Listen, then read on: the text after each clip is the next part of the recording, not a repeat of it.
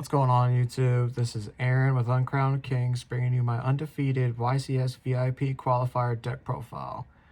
Once again, this weekend played pure Snake Eyes with a little bit of spice in the side deck that I'll show you towards the end. And let's get right into it.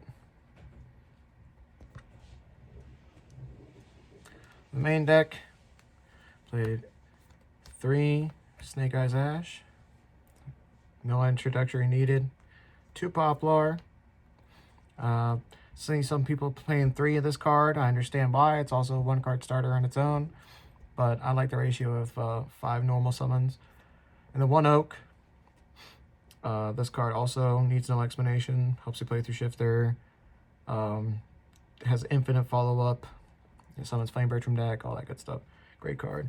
Speaking of this, 2 Flamebird. Hate playing 2, but you have to in the pure build because, you know, of the tempo combos and whatnot. But man, this deck loves just cutting me a Flamebird almost every game.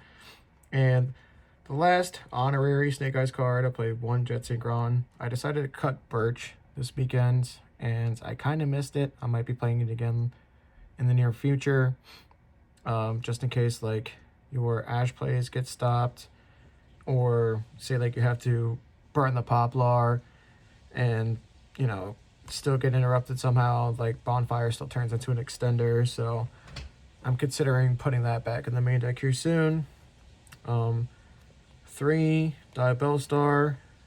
You have to play 3 of this. She's an extender, 1-card combo, and you know, sometimes you don't have access to the 3 wanted, so you want to always have access to her somehow. And this card is just broken, you know.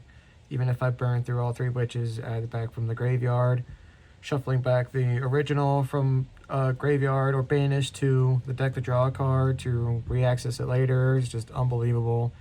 This deck turn 1 can sometimes draw 2 cards for just playing the game, and it's really ridiculous. Really, just this card needs something done with it. And I went back to playing the 1 original here this weekend. My last deck profile was playing 2. Didn't really miss it that much.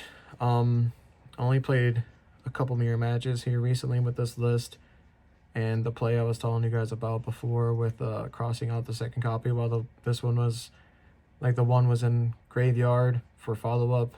That never really came up, but it's a cute play.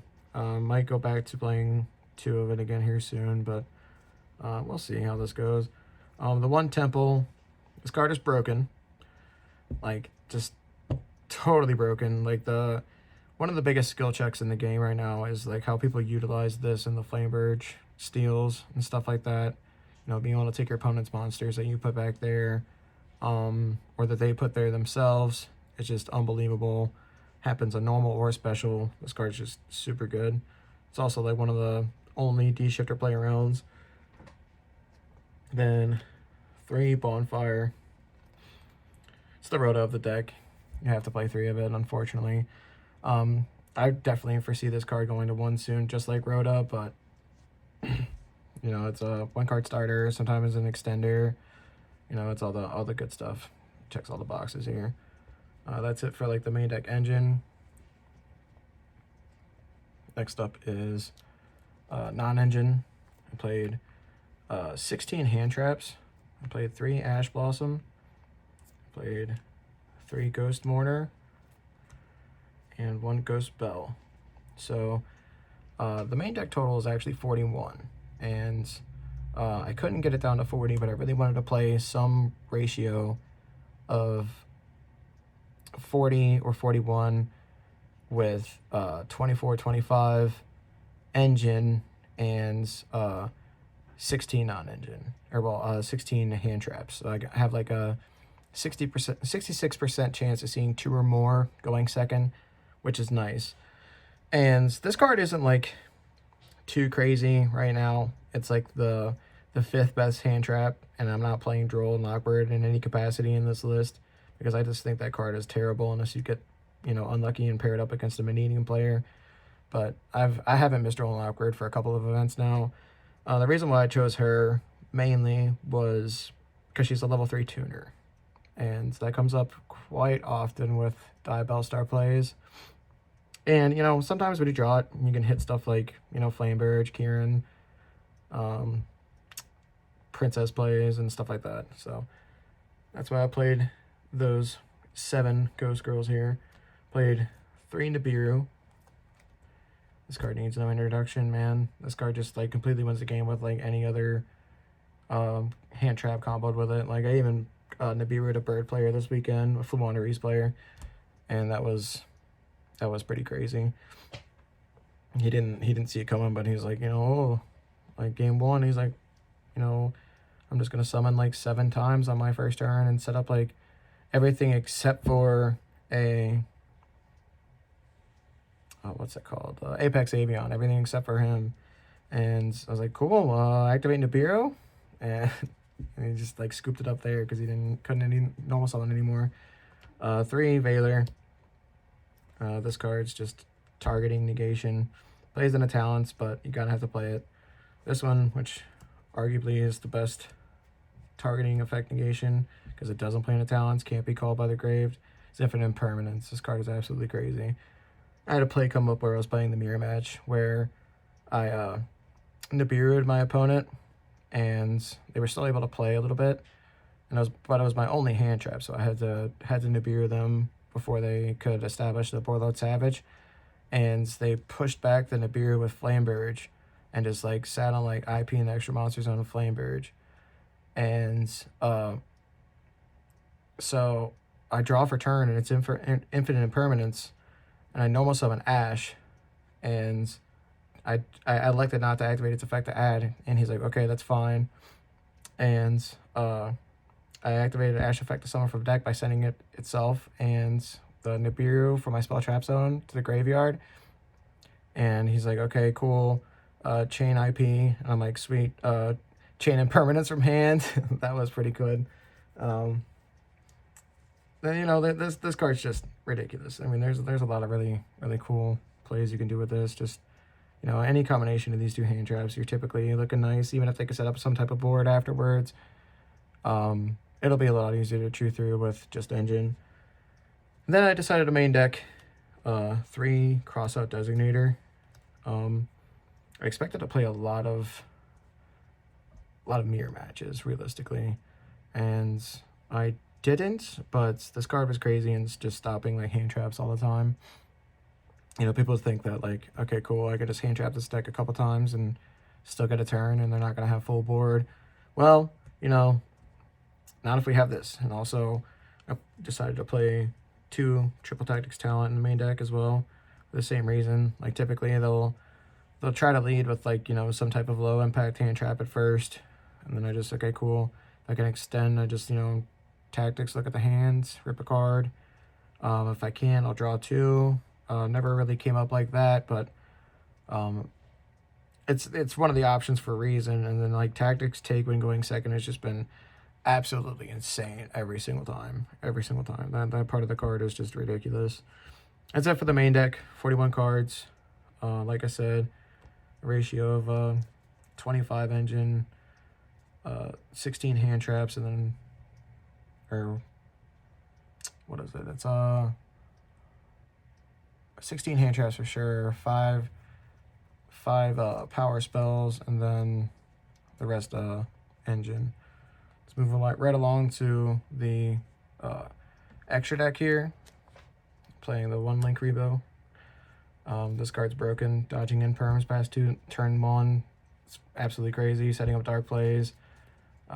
Even like dodging in perm turn 1. Like if you send this off of Ash to summon from deck, is pretty good. IP and SP.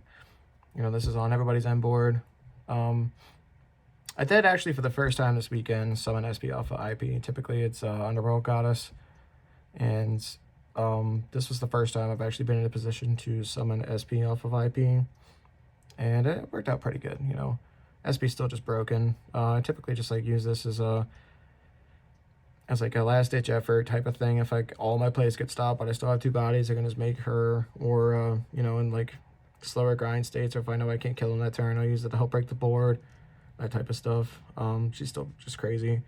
I played the 1 Nightmare Phoenix This card's broken. It's part of the OTK on an empty board.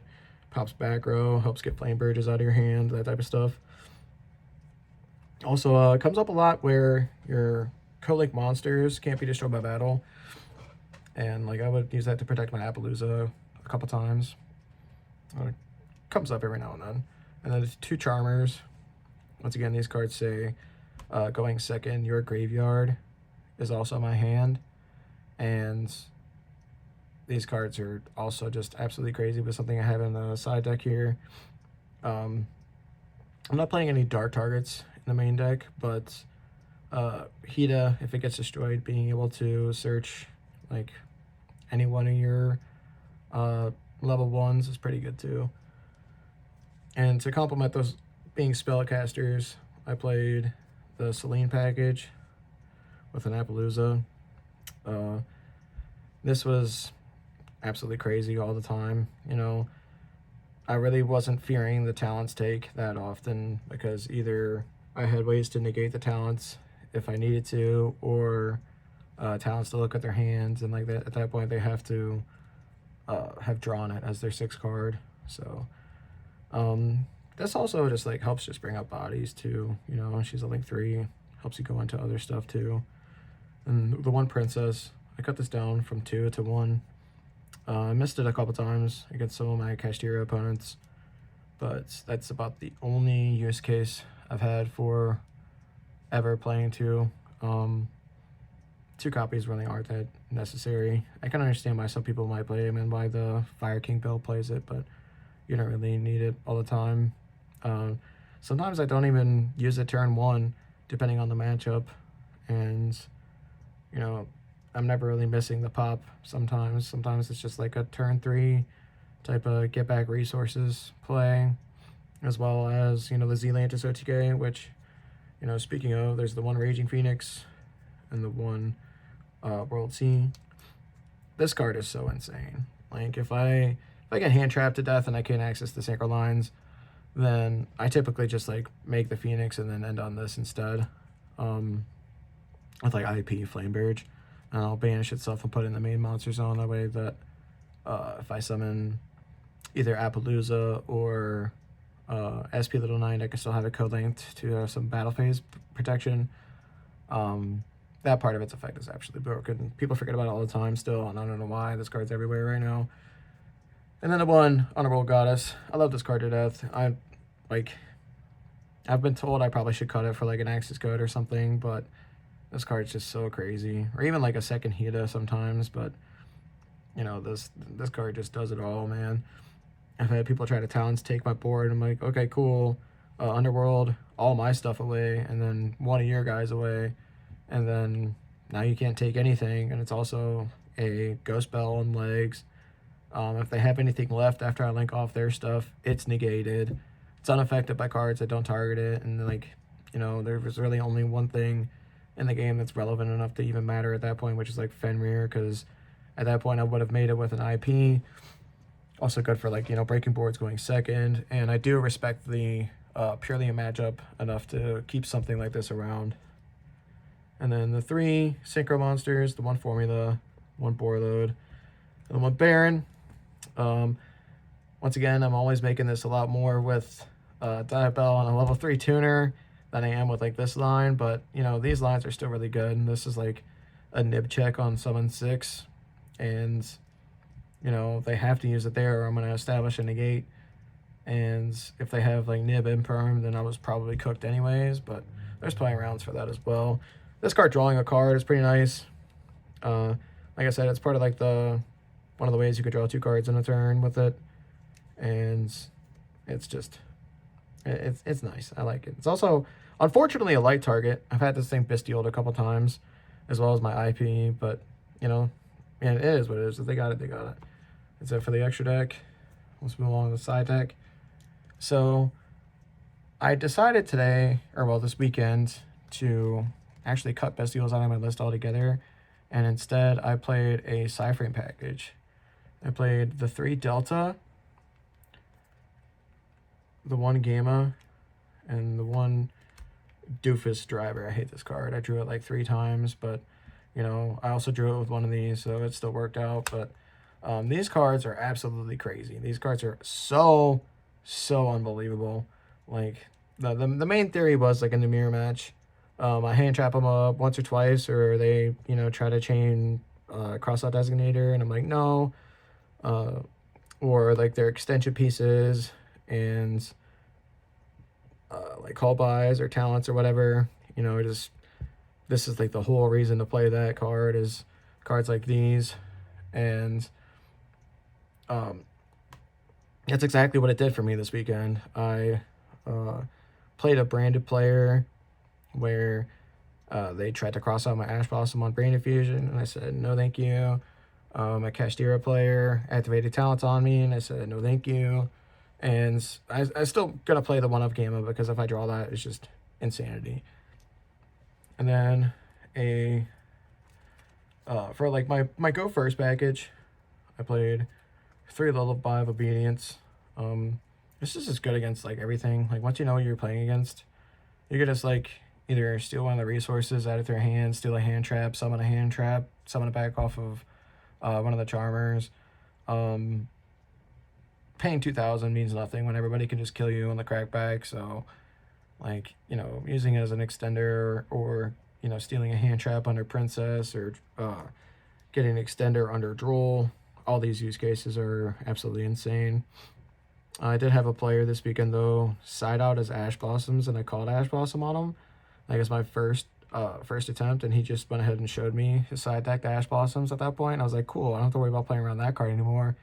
And then people be like, aha, you got outplayed. I'm like, not really, because this basically said it was a call by the grave for Ash Blossom that only lasts on his turn, and now I don't have to play around it. So like that was great. And I played the 3rd talents in the side deck, and a call by the grave. That's just part of my 5-card Go First package because the siding patterns just allowed it. Like I said, it's like any combination of like these two, cross out in any one of these, and we're pretty much cooking. I have definitely missed playing 3 of this in the main deck, but there's just no room. I don't want to go above 41. And the 5-card swap out for like one of each of the hand traps in the main deck was just perfect. And then for back row removal, played Cosmic Cyclone at 3. This card's broken. People are still playing summon limits, and every now and then I play against like a Centurion player, and these cards just come in clutch. Seeing a lot of anti-spells being not as popular anymore. They're just falling off pretty heavily right now. So I decided to also play in that package the 1 Harpy's Feather Duster and the 1 Lightning Storm. So my theory on these is because people are just playing summon limits as their floodgate of choice, I'm just going to go ahead and just take out the entire back row and the field spell, as well as like, hopefully hitting like crossouts or call buys or the set imperms, whatever, going second. I really want to bump this up to 2, so I have 3 total, but it's going to be hard to find a space, and the siding patterns just are perfect as is, in my opinion, at least the way I play the deck. But I do really want to play 3 of this somehow. Maybe cut this down to 2 and then play 3 mass back row removal.